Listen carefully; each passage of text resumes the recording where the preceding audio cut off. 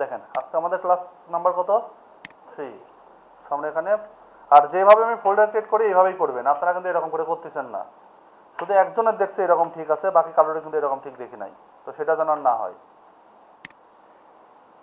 তো আমরা এখানে কি করব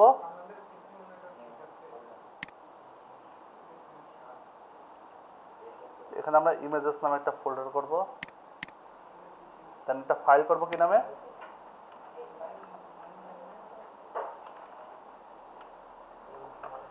এই যে এই সমস্যা এখনো অনেকেরই আছে যে আমাদের এরকম লিখি তারপরেও কেন এখানে নোটপ্যাডের স্যাম্পলটাই আসে না এরকম এই সমস্যাটা আছে এটা কিভাবে দূর হবে কারণ আমাদের এখানে এক্সটেনশনটা দেওয়া নাই তাহলে কি করব আমরা ভিউ থেকে গিয়ে এক্সটেনশনটারে ক্লিক করে দেব তখন দেখতে পাচ্ছি এখানে যে .txt আছে মানে টেক্সট মোডে আছে এটাকে আমরা কেটে দেব এবার পারমিশন দিলে আমরা দেখতে পারবো যে এখন ঠিক আছে না এখান থেকে আমরা যদি এখন এটাকে নোটপ্যাড প্লাস প্লাসে অন করি বা এই পিসিতে তো নোটপ্যাডও নামানো হয়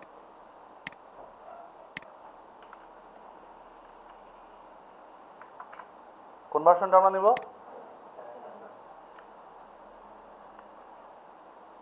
7 ভার্সন কেন নিব বলেন কারণ বলেন কেন নিব রান বাটনের জন্য রাইট কারণ আমরা দেখছি যে আপার ভার্সনগুলো নিয়ে কাজ করলে বিভিন্ন সমস্যা দেখা দেয় যারা ইনস্টলেশনের প্রবলেম ছিল সেটাও ধরেন হয়ে গেল সলভ আর আপনাদের ক্লাস আগামী দিন থেকে 11:30টার সময় হবে হ্যাঁ সেই অনুপাতে আসবেন এটা কখনোই এই যে ইয়েস দিবেন না অলওয়েজ নো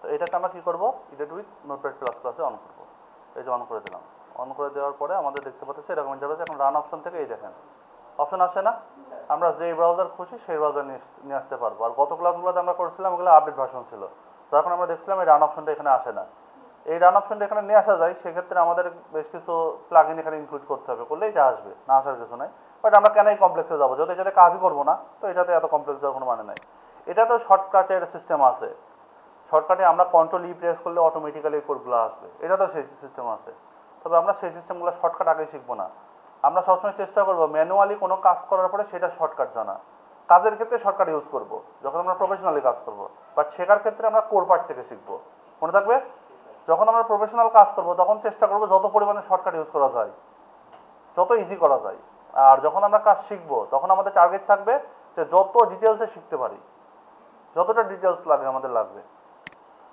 আমাদের ক্লাস 3 আজকে আমাদের কাজ হবে গত ক্লাসে আমরা যা করছিলাম সেগুলো একটু ডিজাইনে কনভার্ট করা এমন কাজ আমরা করব যে জিনিসটাকে একটু ডিজাইন করব কালার করব যেটা আমরা করতে পারতাম না যেমন আমরা ওয়ার্ডপ্যাডে যদি আসি এখানে আমরা লেখা লিখতে পারতাম তাই না কিন্তু এখানে লিখলাম ধরেন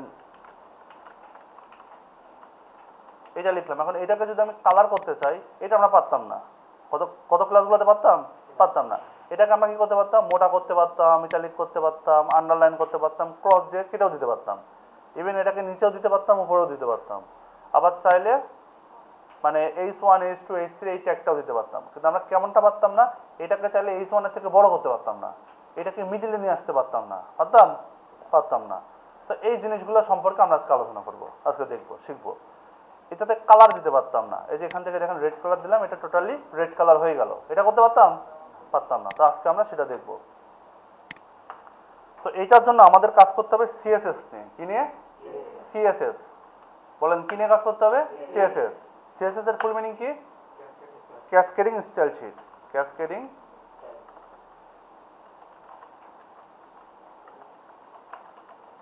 স্টাইল শিট তো এই ক্যাসকেডিং স্টাইল শিটটা নিয়ে আমাদের মূলত কাজ তো এই ক্যাসকেডিং স্টাইল শিটের স্পেলিং আমি ভুল গেছে একটা ডি হবে দুটো ডি যাই হোক এই ক্যাসকেডিং স্টাইল শিটটা বেসিক্যালি আমাদের যে স্ট্রাকচারটা আছে সেটাকে কালারফুল করে যেমন আমরা মানুষদের বলছিলাম আমাদের মানুষের যে কঙ্কাল বডিটা আছে সেই কঙ্কাল বডিটার উপর যে সুন্দর ত্বক আছে এটা হচ্ছে আমাদের সেই সিএসএস আবার বিল্ডিং এর ক্ষেত্রে আমাদের রড আছে রডের উপরে যে আমরা ইটের স্ট্রাকচারটা দিই সেটা আমাদের সিএসএস মনে থাকবে এটা আমাদের সিএসএস তার মানে এটাতে কি করব আমরা সাইডটাকে সুন্দর করব ডিজাইন করব যেমনটা চাচ্ছি ঠিক তেমনটা করতে পারবো এই সিএসএসটা লেখার সিস্টেম আবার 3 রকমের আছে কয় রকমের 3 রকমের একটা ইনলাইন সিএসএস একটা ইন্টারনাল সিএসএস একটা এক্সটার্নাল সিএসএস এখন এটাকে আমরা তুলনা করে থাকি ক্লাসরুমের ক্ষেত্রে যেমন আমাদের কোনো ইউনিভার্সিটিতে ক্লাস টিচার যিনি আছে তার পাওয়ার কিন্তু সবসময় বেশি থাকে।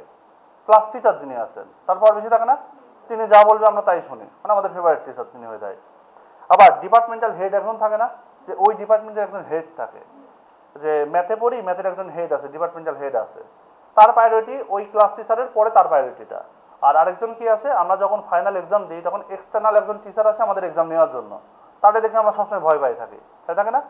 আর সে যে মার্ক দিবে সেটা জেনুইন মার্ক, মানে আমি কেমন স্টুডেন্ট সেটা ডিপেন্ড করবে তার উপর, তাই না বিষয়টা? তার মানে তার প্রায়োরিটি অনেক বেশি। তো সেইভাবে আমরা এখানে সেইভাবে কাজগুলো করব। তো জি, কমাই দেওয়া যাবে, রিমোট কই আছে? কমাই দেওয়া না বাড়াই দেওয়া যাবে? 27 টাকা নাকি? আচ্ছা, তো এখানে কি বললাম যে সিএসএস এর কত রকমের ক্লাসিফিকেশন আছে? 3টা।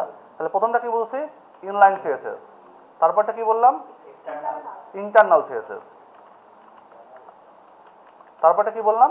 External CSS. তো ইনলাইন মানে কি বললাম আমরা? বললাম যে ক্লাস টিচার।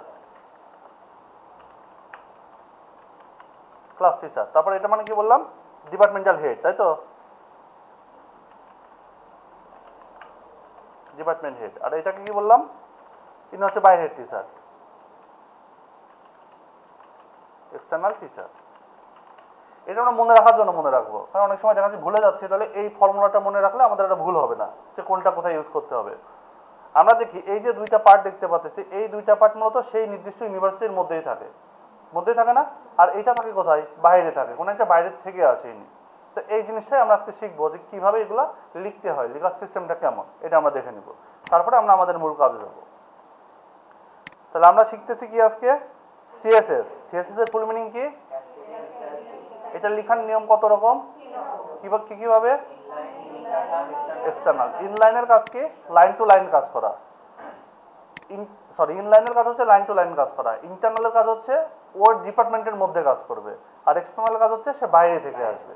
ওকে, সো আমরা এই জিনিসটাকে ক্লোজ করলাম। বুঝতে পারছেন তো? ঠিক আছে, এবার আমরা কোড লিখি। তো কোড লিখতে হবে কেমনে? আমরা প্রথমে দেবো এইচটিএমএল। তো এইচটিএমএল ট্যাগটা লিখলাম, এইচটিএমএলটা মানে ক্লোজ করতে হবে অবশ্যই। এটা মাথার চুল, এটা পায়ের তালু, তাই না? এবার কয়টা সেগমেন্ট? দুইটা, একটা হেড